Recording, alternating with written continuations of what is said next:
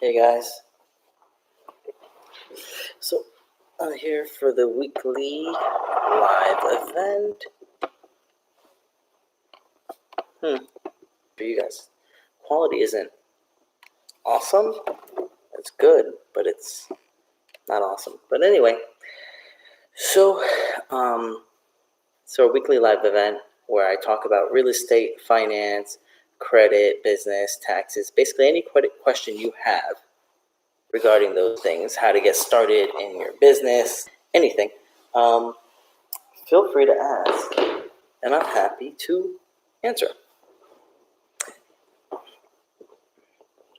We're going to give it a minute so everyone kind of log on, and then I'll get going with the questions. We got some questions on IG as well, so I'll go through the IG questions. And kind of some points for this last week that was really cool. The paver project's almost done. The property framing is almost done. We were able to transform the 2-2 into a 3-2, which can be split up as a 1-1 apartment and a 2-1 apartment. So it's going to be able to help bring in more consistency on the income side of things.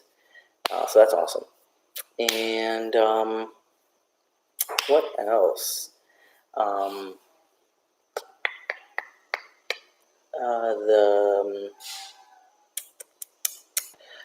Instagram we hit 100,000 followers this yesterday, so that was awesome, hitting 100,000 followers.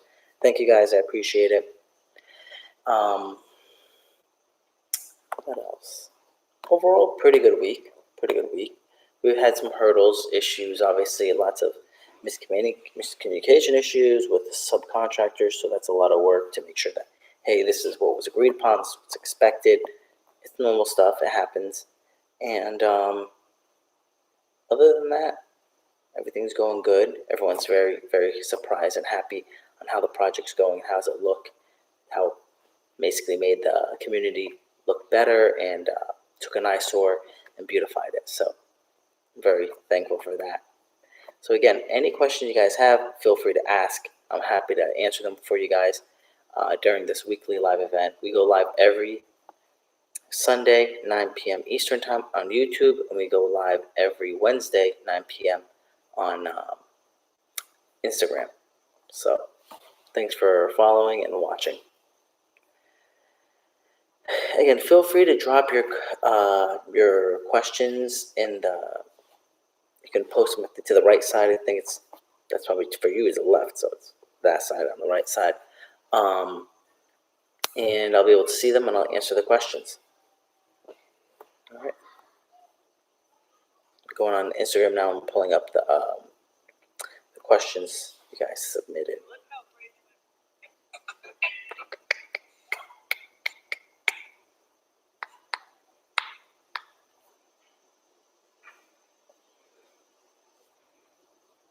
Awesome. All right.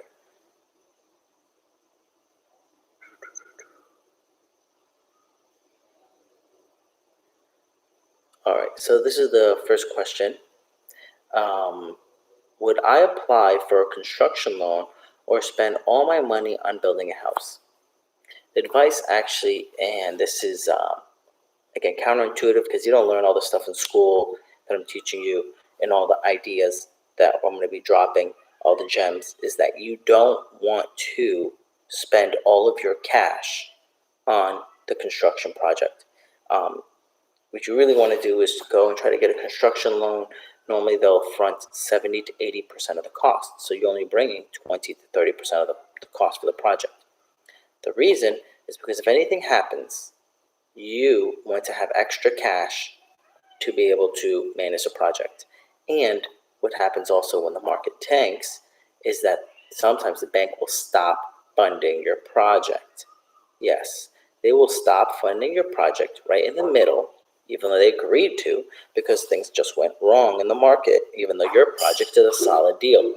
So by you having the money still in the bank, you can then fund your project and keep it going. This little gem, that little piece of information, is so valuable when things go down, the market goes down, and they stop funding you because, and again, at the same time, that one bank could just stop funding their deals, not other banks. And no other bank normally will step in and fund the deal halfway through, especially when it's locked up with another bank. So it can become very hairy. Obviously, why would the bank stop funding the deal? It's better to finish paying the deal, secure it, and then start renting it out. But you can't rent it out halfway done. So, really, really good idea to have the cash saved on the side and not put all your money into doing the construction. That was a great question. All right, let's go to the next question.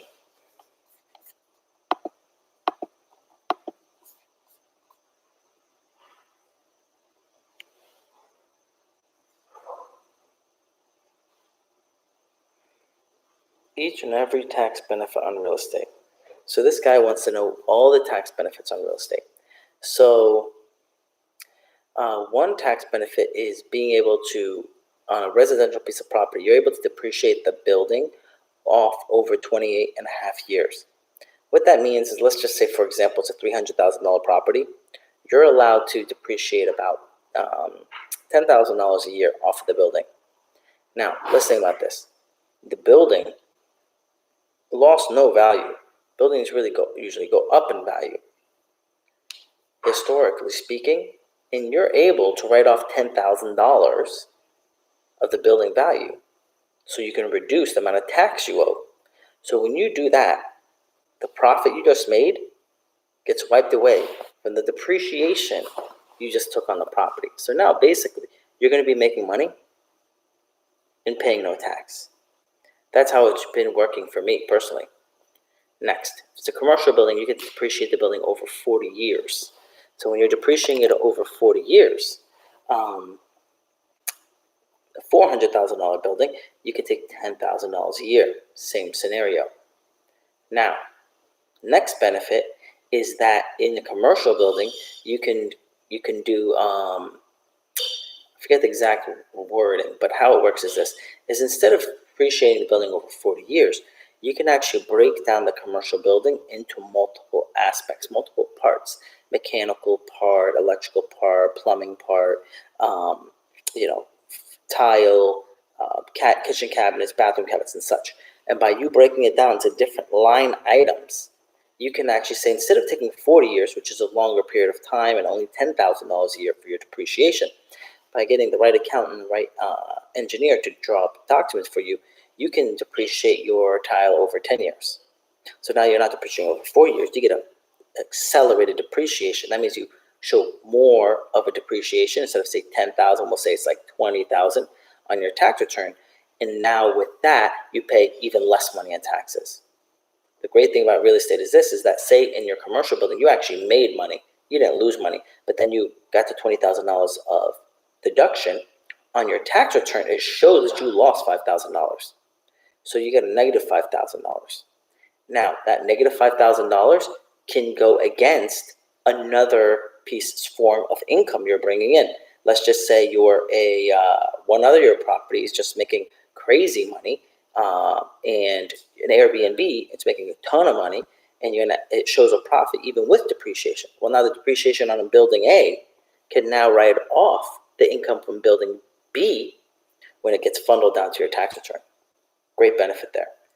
On top of that, say you depreciate off the whole building. Now you have zero value left in the building for your depreciation. Your basis is zero, which means this is, say you bought the building for $400, you depreciated it all off. Now you have zero basis. When you sell the building for, say, $800, the government's going to say, yo, you have to pay tax on $800,000 of profit. And you can't be like 800 minus 400 and just pay 400 on the profit. You have to pay on the full 800 because you depreciated down the basis. So you're like, oh man, that sucks. This is the other benefit.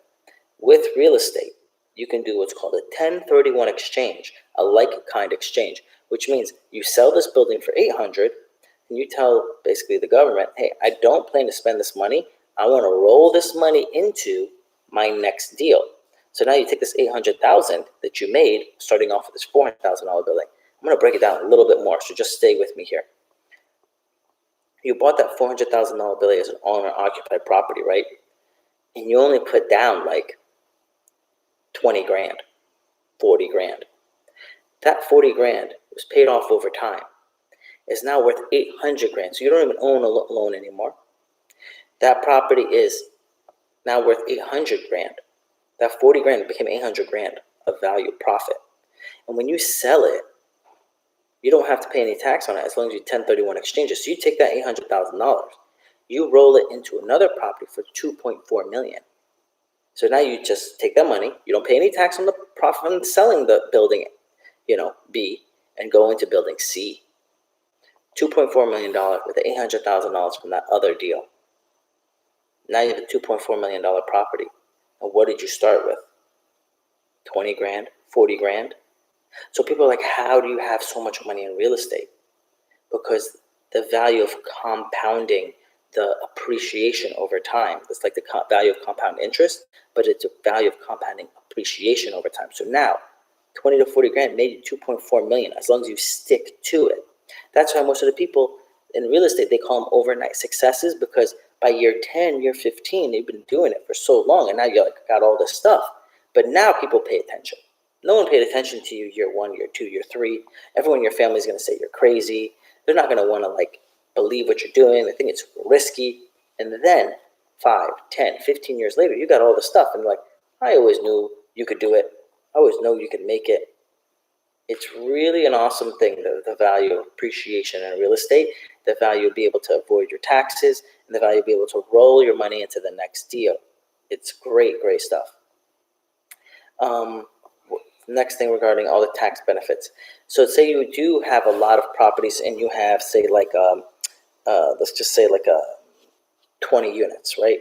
And normally you have to add that as an asset and then depreciate it off slowly over the time, which is a good thing, because if you depreciate it off, anytime you depreciate something, the bank is going to add it back to your income. So even though on your tax return it's a negative item, negative income for this piece of real estate, the bank, when it's seeing if it wants to give you loans, is adding back all of your depreciation. So they're like, we see that you have negative $5,000, but in reality you made $20,000 in this deal, and we're going to give you a loan based off of that. You made $100,000 off the deal. We're going to give you a loan based off of that. Now the fact that you showed the government a negative figure and you avoided taxes, they understand how the rules are played, and they're still willing to give you loans for it. So it's not like you're doing it and it hurts you. Now, again, I have an accounting firm. Anyone needs help, feel free to contact me. I'll be happy to do it. We have clients all over the world, and we do real estate insurance all over Florida. Now, how do I know all this stuff about lending? I was a lender for Bank of America back in the day, and I'm opening up my own lending company. So I'll be able to do lending across the country. So to continue on this train of thought, right, in this education for you guys, is that when you're doing that and when you're growing your business, most people the wrong way, and what you should not do, because you're my students and I want to make sure that you're doing great. You're my subscribers on YouTube, not followers. So your subscribers, right? I want to make sure you're successful. Most people, this is where they mess up. They'll do a bathroom remodel, right? And they do a bathroom remodel and they expense it all because they don't want to pay tax. Well, the bank's going to look at that expense on your tax return and say, you got a shitty property, it breaks, you fixed it, you lost money, or you didn't make a lot of money. That's going to hurt you when you're trying to get another loan. What you want to do is add it as an asset on your tax return and then depreciate the asset.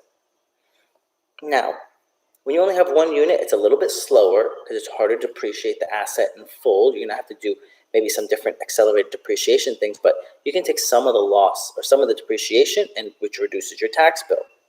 And in the beginning, you're not making a lot of money anyway, so if you're paying a little bit of money in taxes, it's such a little amount, it won't even matter. Now, why that's better than writing off as an expense is the expense means it's a loss and they're not going to give you any more money later.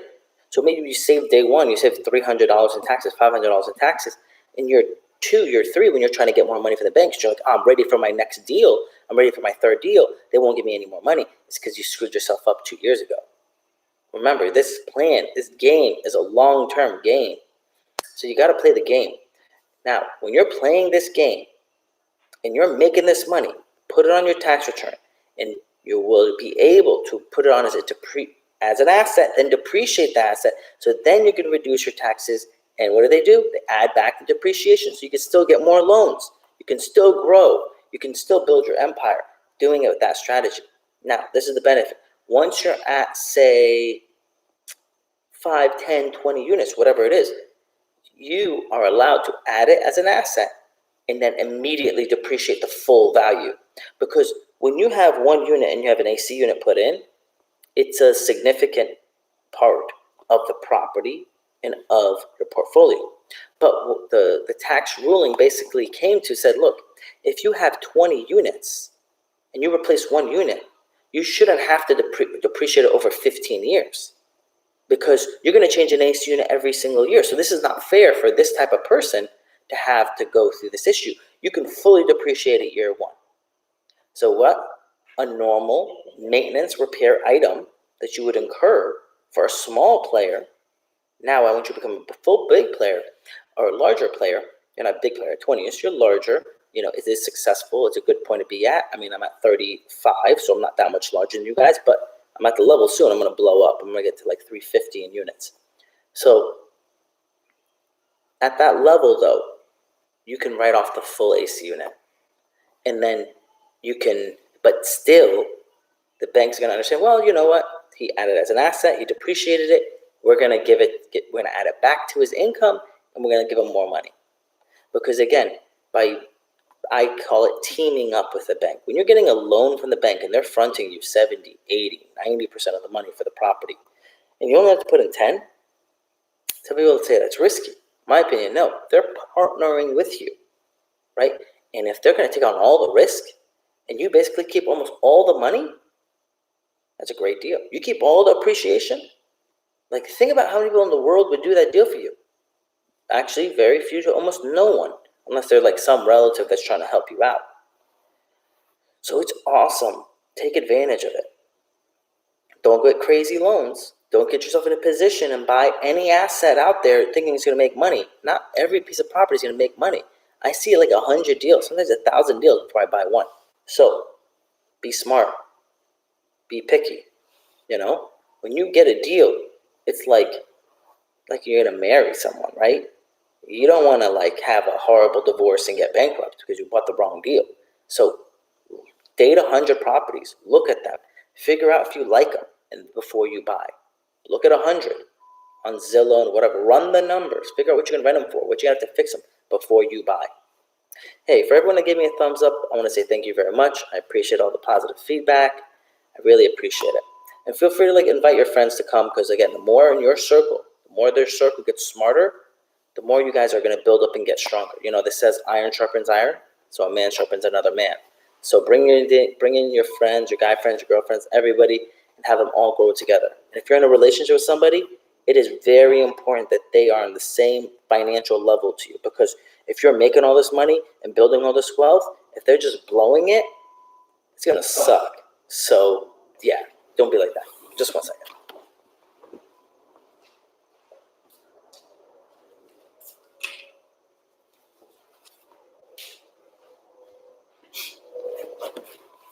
So I'm in Florida, and it's hot, so I had to turn on the fan. Yeah, I'm not joking. It's freaking hot, and it's super humid right now. Whew.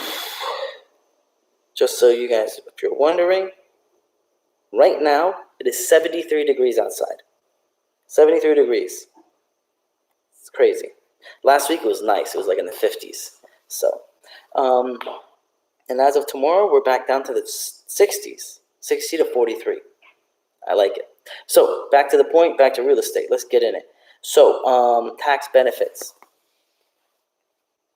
I mean, there's so many. I'm trying to think of all of them.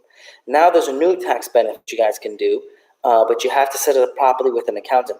It's called a qualified opportunity fund. So in a qualified opportunity fund, what that means is you can actually buy a property sick. It's really sick. Never has this happened before, so this is a really great time to do this. You buy a piece of property you open a qualified opportunity fund, not that hard. You get an accountant to do it for you. In this qualified opportunity fund, you buy a property located in a qualified opportunity zone. If you buy this property, $100,000, and you invest $100,000 in it, you basically made it better, you improved the community, it's great. You own this property for 10 years. 10 years. When you sell it in 10 years, no tax on your gain at all. You don't even need to do a 1031 exchange. You could just sell it, no tax.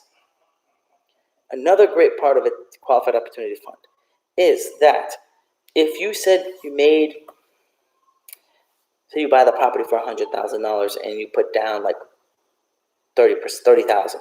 Say that 30,000 you put down.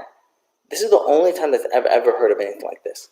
The 30,000 you made is in the stock market, Bitcoin, whatever it is, right?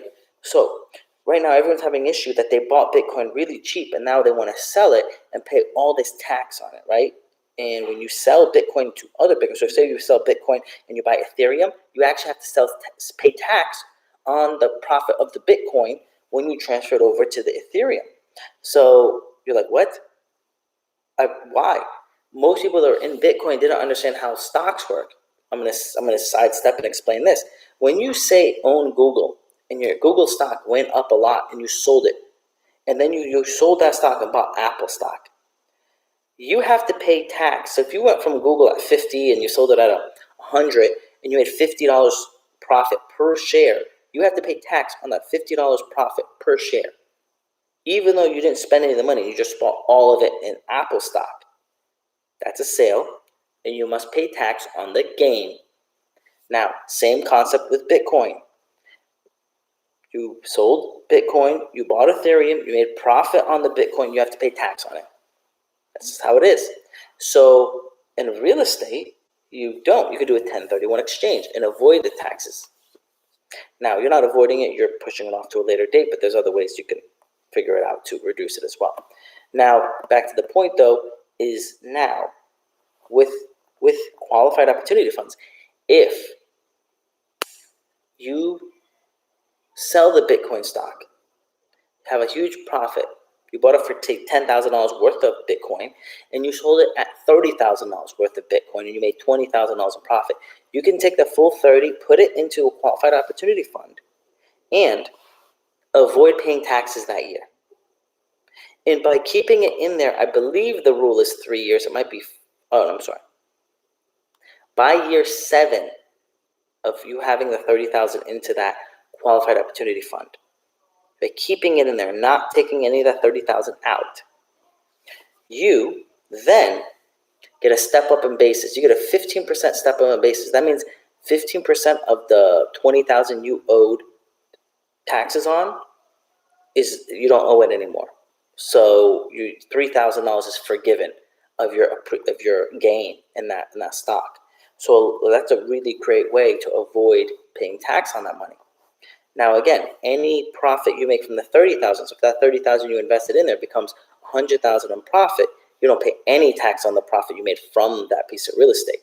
It's kind of tricky, but once we give more and more examples, you'll be able to get it. I'm going to avoid that because this is not the topic of today's lesson, but I wanted to give out I'm answering the questions that were asked. Again, please, any question you guys have, please drop it into the comments. I want to answer your questions. I want to make sure that you're getting the most value possible.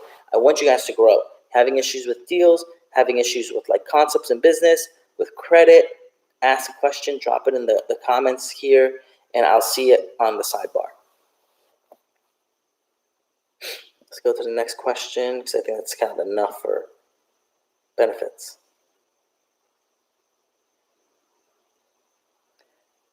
All right. So Noah says, "What's up, Pascal? Follow my journey. I'm just 18 years old." All right. Next question is from Mohammed. It said, "Commercial or residential?" So to be honest, it matters. I buy commercial, I buy residential. It really matters on like how good is the deal, where is it located, location. Like that's a fact. You got to be there. And how good the deal. Depending on how good the deal is, I'll buy commercial or residential. It depends. Next question. This looks like a good question. From Jay. It said, should I buy my first rental property while I be like 10K save, or wait longer, maybe 5 months, for another 10K? I would say if you only have 10K, it limits how much you can buy. Can you do something with 10K? Yes. Should you do something with 10K? Probably not, right? You can't invest in REITs, you can't invest in a syndicate, stuff like that, and have someone else do big things with your money for you. But buying your own property with 10K, it leads to a problem, meaning like how much other money do you have? It's a question mark, right? Probably not that much, because I'm thinking that's everything. 2, your first loan, you can get about you can put down 3.5%, and the bank will front the rest. That's only on your first time home buyers. You don't want to use that with only 10K, right? It's going to limit what you could buy. But with 20K, you can probably get like a $300,000 property. With 10K, you can probably only get like a $150,000 property. So once you're building up and you can buy a bigger value of property with that money, that's really, really important. You should try to save up 10K and get a $300,000 property, save up to 20, 30K, and try to get like a triplex or a quadplex, 3-unit or 4-unit. Now you're living on one side. You got 3 different separate living units you're renting out, collecting money from. And while you upgrade the property, it's a big deal, because every one of these units that you upgrade, small stuff, painting, this and that, flooring, stuff that you can do on the weekends, every $100 you increase the rent. $100, that's it, per unit, increases the property value roughly $15,000. So if you increase all these units $100 each, you increase the property value $60,000. Say the following year, you do more upgrades, another $100 per unit. You just increase the property value another $60,000. That means in 2 years, your $30,000 investment made $120,000 in value. Now, for most small investors, most beginning investors, $120,000, that's what they make in 4 years. And you did that living in a place for free. Because when you're living there and the other 3 are rented, you don't even have to pay rent. You should pay rent to yourself and put it away. But you're not even really paying rent. It's sick. So benefits are large, they're significant, and you should definitely take advantage of those benefits.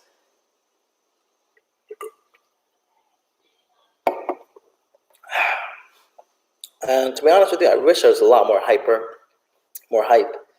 but I had a long day. I got up in the morning, I did Wing Chun Kung Fu, and then had a whole bunch of other things I had to do for the project, and then I got back and did stuff with the family, so I'm kind of tired, but I'm here for you guys. I want to make sure that you're getting your value, and I want to see you guys grow. So, I got another question here. It said, I found a decent 2-bedroom, 64 square feet, in a decent area, decent location. 64 square feet, that's like a bathroom, for $15,000 US. Needs renovations. Worth it? 64 square feet sounds weird.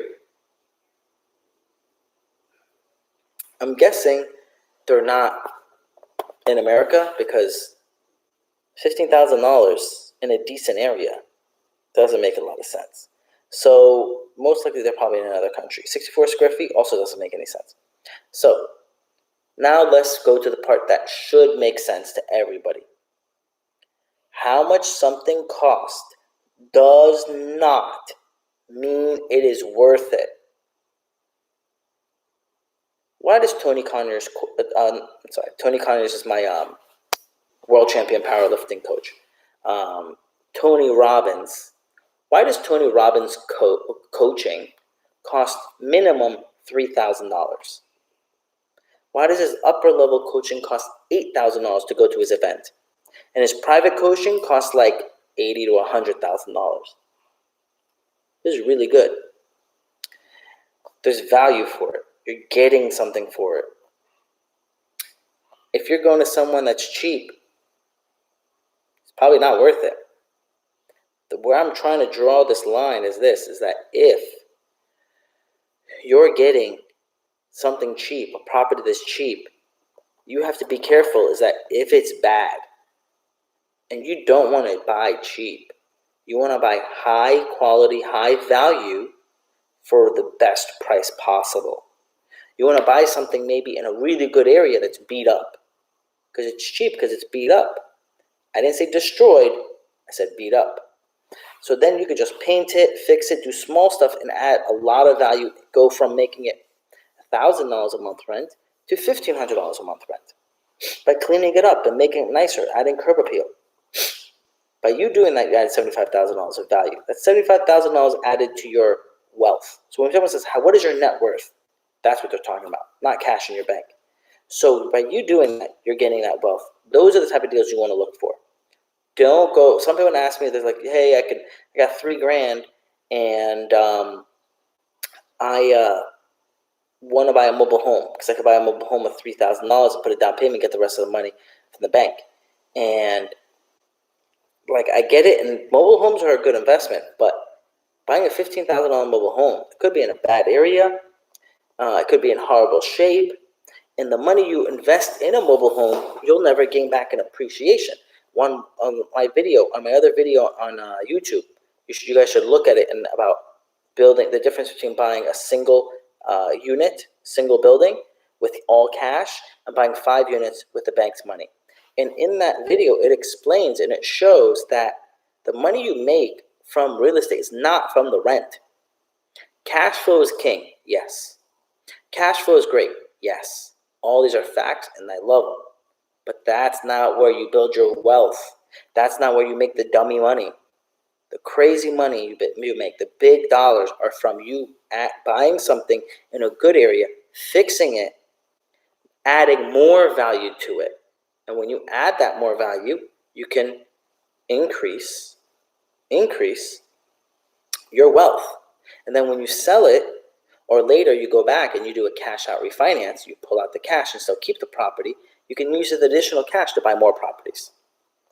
That is the strategy you should go for. Because if you buy a mobile home, put down $3,000, and then you fix it up and fix it up and fix it up,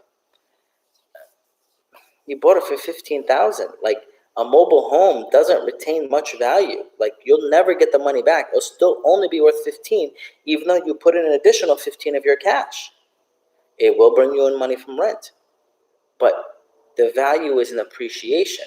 The only time you should really bet on a mobile home is if you get land with it, and the land is in an area that's blowing up, where the land will go up in value. That is where the money's at. The land appreciation. If you're going to get a mobile home, not the mobile home going up in value.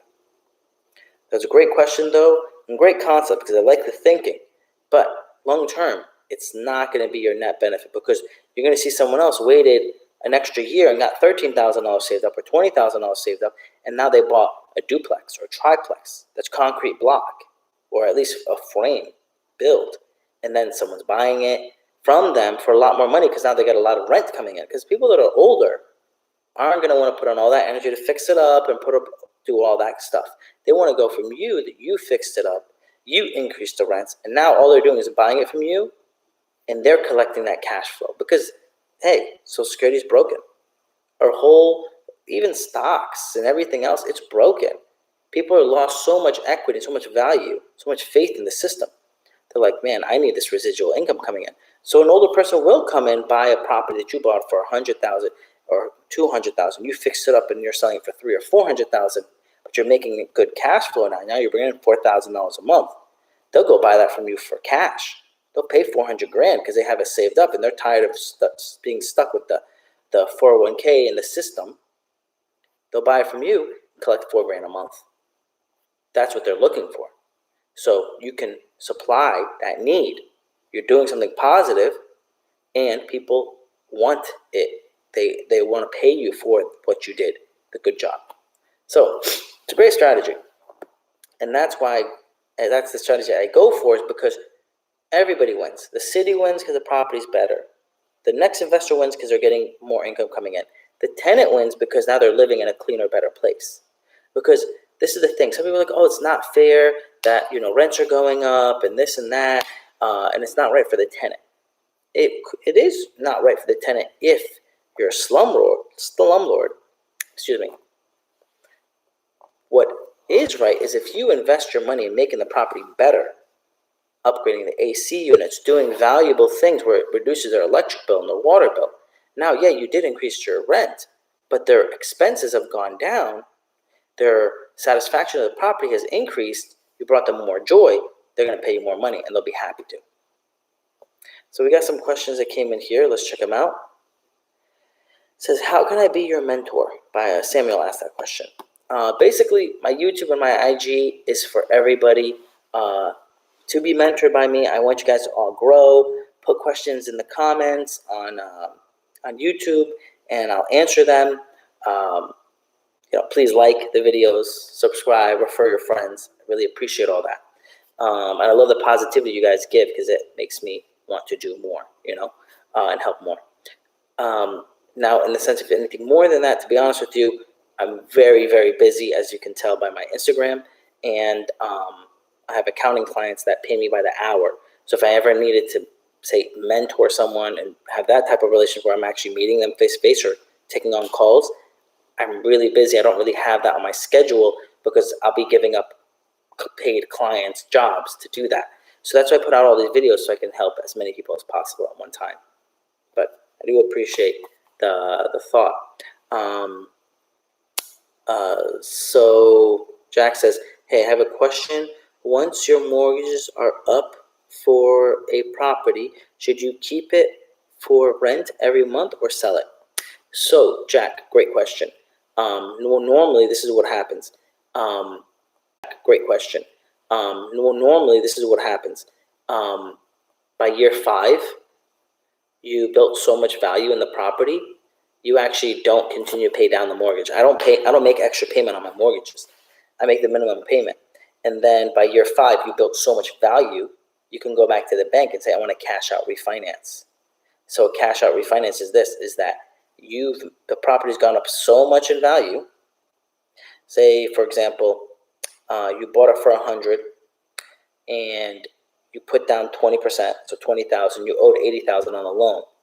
And what you did such a great job, and you built up so much value, it's worth 150,000 now. And this is real. You can do that. The ones I do, I double the value normally. I'll buy a property for 140 and make it worth 330 when I'm done with it. Now you go back to the bank and you get a loan for 80% loan to value. So by year 5, you go back and you can go and ask for an 80% loan to value on the 150. So now they're going to be like, okay, we'll loan you up to 80% loan to value, which is 120,000. So they'll get rid of the old loan. You'll have one new loan. The one new loan is for 120,000. They give you the $40,000 cash. They put it into your bank account. Here you go. Boom. $40,000 cash. You now have $40,000 more, and the payment on your loan doesn't go up much, right? $40,000 is what, it's like $200 a month. So you have $40,000 cash, and what you do is you go buy the next deal. That's the great part about the real estate. Or if you're like, hey, I'm ready for something bigger, and I don't want to have $30,000 in equity locked up into this smaller property, I'm just going to sell it, and I'm going to get $70,000 on the sale. I'm going to 1031 exchange it into another property for something bigger and avoid the taxes. That's another way to do it. The other benefit is that if you're owner-occupied property in America, you, as a single individual, you can make up to $250,000 on a primary residence and pay no tax on it. You can make up to $500,000 on a property as a married couple and pay no tax on it. So you then basically can just cash out, not even do a 1031 exchange, and just buy another property with the money. So that's another great way to do it. So you can see there's lots of benefits, but you definitely have to educate yourself about your market, and you got to pull the trigger. You got to go for it, because every time you wait, properties keep going up in value. longer it's going to take you for appreciation to kick in. Because again, it's not the rent that's going to do well, it's appreciation. Next point I want to add, really good asterisk, is don't buy a shitty deal. Look at 100 properties and find which one's going to work for you. That's in a good area. That's what you need to do. So, I got the question again from Mo Coffee. It says, commercial or residential? Both are good. Both will help you make a lot of money. It is not commercial or residential that matter.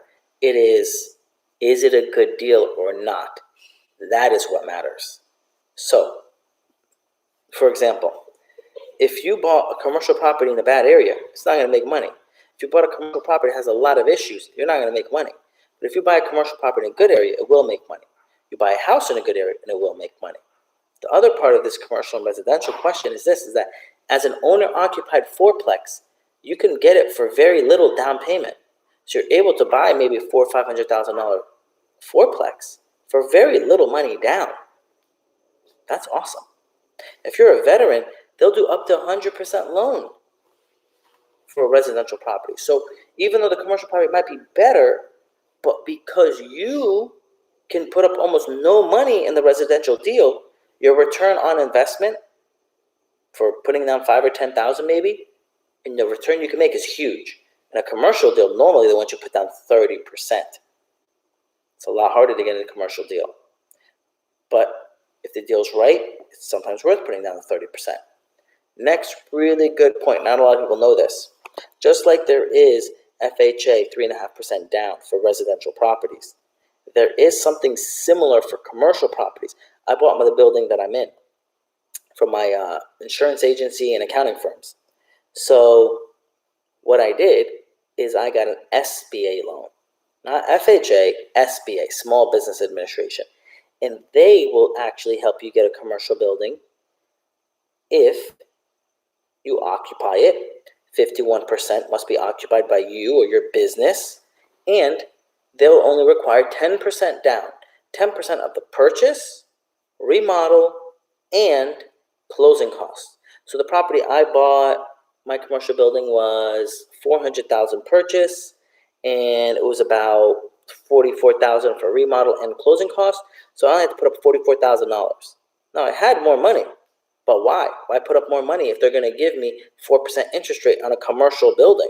4.4, 4.25, because it's two separate loans.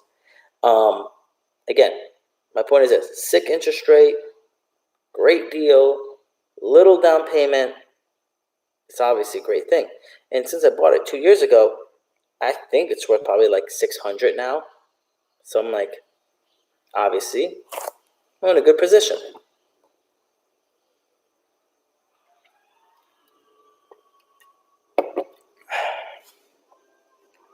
Next question I got from Jake says, Will, when you do the refinance, does that add more years you have to pay it off? Sorry, I don't really know how it works. I'm really new. Don't worry. Ask whatever you want. Don't worry. Even if people talk shit, trust me, bro. Everybody was talking shit when I started. It doesn't bother me. People today talk shit still. And like, it happens. You can't worry about them. Just worry about you. Ask the question. This is the saying. If you ask a question, you look dumb once. But if you don't ask the question, you're dumb your whole life. Right? So don't worry about it. Ask the questions. And again, thanks for all the likes, guys. I appreciate the positive feedback. The guy laughing in the background, not laughing at you guys. He's my friend. He's on TikTok. He's a weirdo. Nah, I love him. He's my best friend. It's all good, Jez. So, now, back to your question. All right. So, question regarding yes. So, when you do a cash out refinance, say you get a 30-year loan and you had 5 years. After 5 years, you only have 25 years left. When you do a cash out refi, normally you can ask for a 25-year loan. Say, hey, I want the extra $40,000 to have a 25-year loan. What you should do, though, is ask for another 30-year loan. Okay, and take that extra cash if you're going to do the cash out refi, because when you're doing that, it's not about paying down your loan. That is not what you need to think about, right? It's a great thing to pay down a loan, but that is not what's going to help you. You need the cash coming in case something bad happens. So you need it in your hand. Then as you accumulate all this cash, you don't want to pay down the loan on that property. Your goal is to accumulate more and more cash so you can buy another property. That is your goal. Put this in your brain. Your goal is not to pay down that loan. Pay down your credit card loans. Pay down any other stupid loan. But the loan on that property you do not want to pay down. There is very, very few situations where you want to do that. Now, you don't pay it down. You build up the cash and you buy another property. This is why. You ready for this? And this is the big, big thing you need to understand and accept. And then you're like, shit, I could do big things in this thing. $100,000 property appreciates about 4% a year on average. Ups and downs, Some years it's 30%, some years it's negative 4%. But at the end of the day, it's 4 to 7% appreciation, right? Let's just make it conservative at 4%. $100,000 goes up $4,000 in value every year. You didn't do anything. You didn't raise the rents. You didn't do nothing. It went up $4,000 more. It's worth $104,000. Now you pay down the loan. You're paying it down. That's nice. But now you have no cash to buy the next deal. If you had two properties at $100,000, now they're going up $8,000 every year. Do you want to be at one property going up $4,000 every year? 10 years later, you're still just trying to pay that down. The property appreciated only $40,000 over 10 years. Or option B, $1,000 in wealth. I think option B for you, Jake A and Jake B. Jake B is richer than Jake A. They're both you. They're your choice, right? So what I did is I bought a duplex. A year later, I bought another duplex. And I didn't just pay down the loan, which is what you're suggesting. What I did is took out extra money out of the building and took that money and bought another building with it. Put that as a down payment. Then I went and fixed it up a little bit and took money out of that building and went and bought a 7-unit. And then again. I had 23 units by the time I was 23. Now, imagine you have a portfolio that's worth, let's be conservative. Let's just say there's worth $1 million, right? It's worth a lot more than $1 million, but let's just say it's $1 million. So at 4% a year, that's $40,000. In 10 years, it's $400,000 in appreciation. These are all life tracks that you can be on. Or downhill. The track you want to go, downhill, flatline, do nothing with your life, just do a little bit of investing, go hardcore. That's why they say work 100 hours. Because if you work hardcore, you boop, and then you can coast here if you want. Or you can keep on going. The point is, you choose your growth. And the more assets you take on, the more it appreciates. So that is a concept. There's a lot of other questions you're going to have that I know you're thinking it. I know what you're thinking. Feel free to ask them, and I'll answer them. Because I know you're going to ask, what about the tenants? What about vacancy ratio? What about repairs? What about? I have those answers. So if you really want to know, ask, and I'll tell you. But I want to get to the other answers as well. King Mom says, what is commercial building? Commercial building is anything, right, according to loans, not land zoning, but according to getting a loan, it's anything more than 4 residential units. If you have a building that has 5 residential units, they're all 2-bedroom, 1-bathrooms. That's not considered residential, that's considered commercial. You get a commercial loan. If you have auto repair shop, a dentist, an office building, an accounting office, a hospital, these are all things you could buy and collect money from. They are considered commercial. Now, some of them can be considered medical or office or whatever, but they're all under the section of commercial and commercial lending and so on. So that's what commercial is. Steve says, "Hi, Pascal. Awesome to hear from you." Thanks, Steve. Mo Coffee says, "King-like shopping center office building." Yeah. Oh, yeah. Thanks. For answering the question. Lily Rose says, "Are you always taxed on capital gains?" No, you are not. The beginning section of this video, and I'm going to be uploading it once it's done. The beginning section of this video, I explain a lot of the tax benefits of this. But I'm going to answer one part of your question just in case you could be asking that question in a different way, other than the tax benefits of real estate. So, are you always taxed on capital gains? So, in real estate, the rental income, if you don't deduct anything, it is on capital gains. Now, if you sell the property and use nothing to reduce any income, and you don't do a 1031 exchange, you don't do anything, it is usually long-term capital gains as long as you've held. It's always long-term capital gains as long as you held it for a year. If you don't do any other additional tax rules to reduce your tax bill or defer your tax bill, if you sell it within a year, it is considered short-term capital gains, which is at a 35% bracket. Not recommended. Now, if it's your personal residence, single or married, there's different tax benefits for that. The very beginning of this video, I went through a large section of all the tax benefits of real estate. Feel free to watch it, and you're going to get a lot of value from it. So, next question here from Mo Coffee says, "You said take on loans more and more. What happens in a down market?" Great question. Okay, so I just took on another property, right? It's about almost $1 million for this property. But I know, I have a strong feeling that the market's going to go down in the next year and a half. Why did I do that? Why did I take on such a risk in such a short time before the market goes down?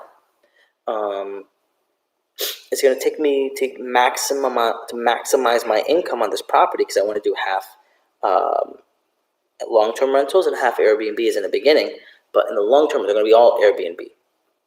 So why would I take on this risk if it's going to take 3 years to do full Airbnb on this property? I hope it's less, but I'm trying to manage my expectations. Because I don't care what the value is. That's simple part of this is that when you own a property, your game should not be, unless it's a flip, should not be short-term thinking. If you have like 35 rental units, I don't care what they think it's worth.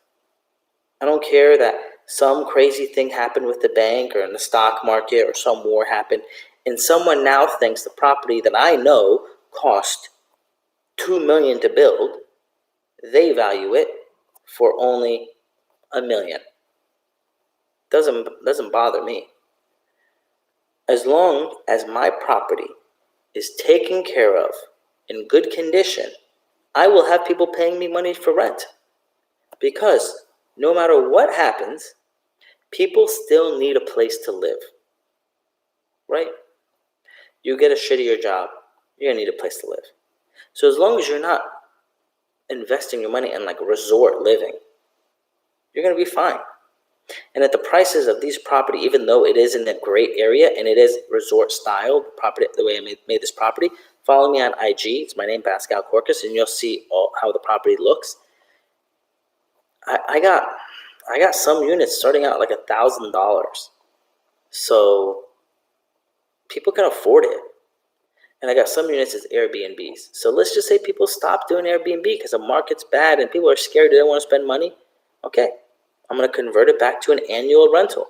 And I'll rent a 2-bedroom, 2-bathroom, fully remodeled for $1,600. I'll get that. So why do I care that they have a different value for the property? It won't bother me. My plan is not short-term on this deal. It's long term because I know the potential. I bought it for 900 something. I'm putting in like 350 into it. But I know when I'm done, I probably could sell it for like 2.1 million. And if I really want to like put in the energy and fully convert it to full Airbnb and maximize the returns, I know I could probably get close to like 4 million for this property. So yeah, short term, maybe they're going to be like, oh, no one wants to buy it because everyone's scared. But what am I doing? When they're scared, what I learned from an investor when I was working in the bank when I was 19. He said the profit is made when the blood is in the streets, which means when everything's going wrong and people are scared and they're selling all their stocks and selling all their real estate and they're running and hiding. That's when you walk outside calmly and buy all the property, buy all those stocks. Everything is on sale. Most people that are going to be following me, even if they're 50, 60, they're not going to die anytime soon, right? They got 10, 20, 30, 40, 50 years before you retire. So you buy one of these properties and it takes 5 years to recover. Who cares? 10 years to recover? Who cares? You bought a property. I bought a condo for $28,000 when the market tanked. Now today, some of you guys might be super young. You don't remember how what happened when the market tanked. But when it tanked, everyone was scared shitless. They wouldn't touch nothing. I was telling people, I was like, look, these properties that they're selling now, the material itself, if you bought the material from Home Depot, had it delivered and just dropped on the property, cost more than you can buy this finished house. Isn't that sick? Cost more. So why wouldn't you buy it? Now, again, those were crazy times, and I don't think that's going to happen again anytime soon. I think it's just going to be an adjustment. It's not going to be like a depression, a recession. So the point is this: I bought it for $28,000. It's worth $130,000 now. You know, don't worry about them. Worry about you. Stick to your plan. Stand your ground. You're going to do good. So, next question we got here, and I'm going to be on probably for another 5 minutes. So please bring in your questions now so I can drill through them because I want to get everyone's answers. And I thanks for all the likes, for all the love. I really appreciate it because that makes me want to do more and more for you guys, and it means you're enjoying it, so I want to keep giving back.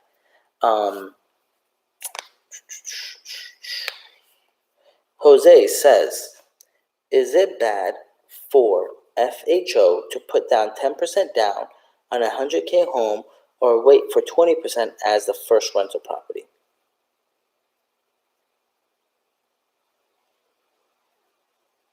So, Jose, what I would say is for first-time homeowners, I would try to save more than $10,000 because the purchasing power of your money is huge, right? 10%, $10,000 is a $100,000 property. $20,000 is a $200,000 property. $30,000 is a $300,000 property. $40,000 is $400,000 property. Where $40,000 on 20% is only a $200,000 property. And the big money you're going to make is an appreciation. So if you buy a $200,000 property in a good area, it's going to gain 4 to 7% a year. You're going to gain $8,000 a year in profit and value compared to a $100,000 property is only going to gain $4,000 a year. In 10 years, you'll have $80,000 in gain in a $200,000 property compared to only $40,000 in gain in a $100,000 property. That's why I want you to get more value. Now you're going to say, well, Pascal, I can't afford a $200,000 property, $300,000 property, $400,000 property. Don't worry about that part. Buy as much as you can, not as a single-family home, but as a multi-unit property. Because if you can afford a single-family home at $100,000, try to buy a triplex at $300,000, which is $100,000 per unit, or a fourplex at $300,000.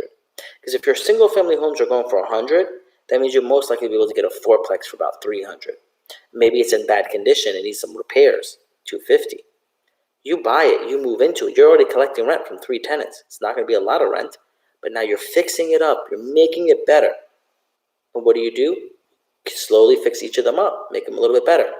$100 a month in rent increase, that's $400 a year. For every $100 you increase your rent to roughly $15,000 in appreciation. Increase each one about 100. That's $60,000 gain in appreciation. So you bought the property for $250 with only 10% down, $25,000. You added $120,000 in value.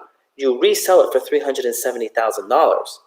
You walk away with $145,000. Now you can see where you're building wealth. Then you go and do it again. That's what I'm wishing for you guys. Wealth building, generational wealth building. That's the strategy. That's the plan. That's how you grow and become rich. Again, the book is called Think and Grow Rich by Napoleon Hill. You must change the way you think. Another good book for you to read is called Rich Dad, Poor Dad. You must change the way you think. Because so man thinketh, so the man is. I'll give one last shot. Let me know if you guys have any questions before we sign out for today. Again, thanks for all the likes. I appreciate it. Please follow on YouTube, IG, TikTok, whatever, all the sources. Please refer your friends. I really appreciate that. Leave comments on all the videos you're watching, because all those videos I'm posting, they're going to teach you guys a lot. Please leave comments. Smash the like button. It's going to help feed the algorithm. It's going to help grow the page. And I really appreciate when you guys do that. If you have additional questions in the video, also put that in the comment. You can just say, great video, or you can just say, hey, I got a question on this video. I didn't understand this part. Ask the question. I'm happy to answer it for you guys. Jose says, thank you. Very helpful. Hearing you speak spikes my testosterone.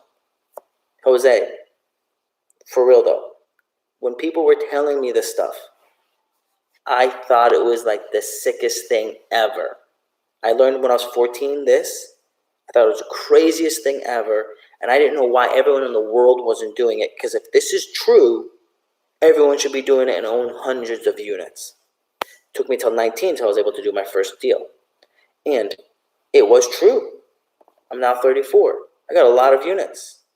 I'm living comfortable. It's true.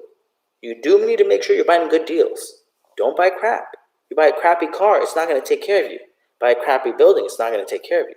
Buy a good car, it's going to take care of you. Buy a good deal, it's going to take care of you. What you want to do deal-wise, guys, you want a Toyota. You don't want a Mercedes. You want a Toyota. You want to get fancy? Maybe get a low-end Lexus. But you don't want to buy a crazy deal, a crazy property, and you definitely don't want to go buy some Ford Focus 1980 that needs 1,000 things done with it, and you'll never get your money back. So keep that in mind. And yeah, I got jacked when I would hear that stuff too. Got 2 more questions, and I'm going to close it out. Pascal, I have yet to refi with cash out option. Something you told me to do a while back, and I feel like I need to make the move, but haven't. What I would tell you, dude, is if you need to make the move, I would definitely make the move soon, because only God knows the time when things happen. And if the market tanks and you didn't cash out, the value tanked. And if the value tanked, you can't cash out. So if you want to sell the property, sell now while you can in the next, say, year. If you don't want to cash out refi now, and actually try to do it now before the end of the year, because when you pay the fees, you can do it towards this tax return now. Next year's tax return. Good idea. So the point is, yeah, if you're going to do it, do it. Last question, Gold Digger.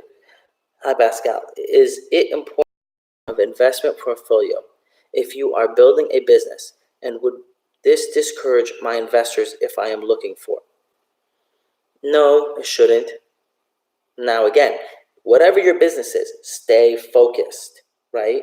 Because unless you're going to be working over 100 hours a week, you can't. Warren Buffett says this. He says you can't make a baby in 1 month by getting 9 women pregnant. You can't make a business happen that quick, or real estate deal. You got to give it time. So, and you also need your energy too, because if you don't have the money to pay people to make things happen, you have to make it happen. So that is what's you need to think about. Focus your energy on where it's going to give you the return, and make sure it is a solid deal, like a solid investment, and that you're making it happen. So guys, it's great seeing you guys for this weekly event. I go live again every Sunday at 9 p.m. Eastern Time. On YouTube, I go live every Wednesday at 9 p.m. Eastern Time on Instagram. So, and thanks for 100,000 followers on Instagram. I really appreciate that. It was a lot of fun. We're going to keep riding this. We're going to keep making it happen. So I'll see you guys next time. Be blessed.